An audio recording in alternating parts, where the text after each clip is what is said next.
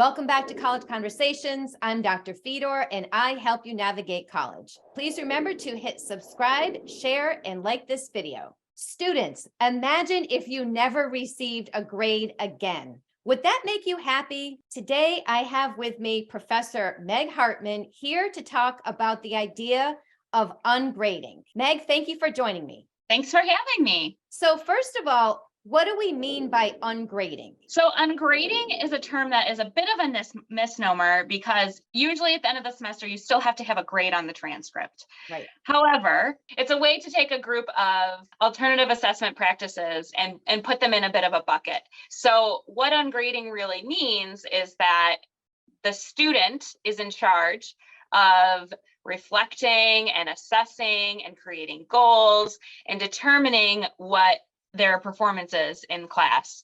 And the professor's job in ungrading is to provide lots of feedback and the structure to thrive and the information and the curriculum that really engages students and makes them excited. So how does this help students? Like, what are the benefits for students of ungrading? There are lots of benefits. I would say the top benefit is it helps students start to be really self-reflective about their work, about their goals, about their performance and engagement in class. And it sets them up really well for careers once they graduate college or, if they're adults going back to school, their current careers, because it makes them think about, okay, how am I really doing here? Because in your real job, you're not going to get grades, right? Like my bosses never gave me A's or B's on anything, but they did say, okay, that was good, or, oh, that didn't work out so well. So as the student is able to take a look at their own performance and say, I'm doing really good here, or I'm not doing great, but you know what, I really want to improve.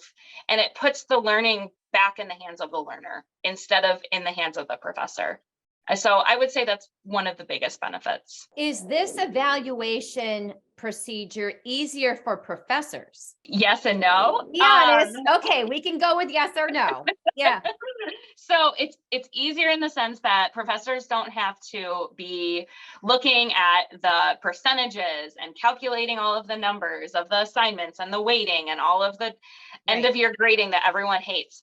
But it's harder in the sense that professors have to be really engaged and involved in providing quick feedback to students so that they have that feedback so they're able to grow and learn quickly throughout the semester. Is ungrading becoming more popular? I would say that it is. There are lots of ways to do it, lots of different practices within the ungrading bucket.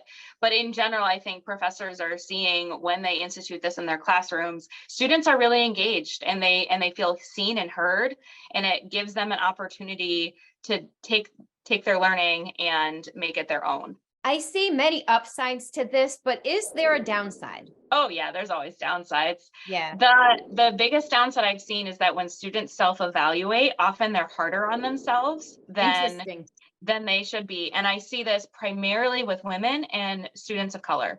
And at the beginning of every semester, I always have to have a discussion about, okay, because of the systems that you have grown up in education, right?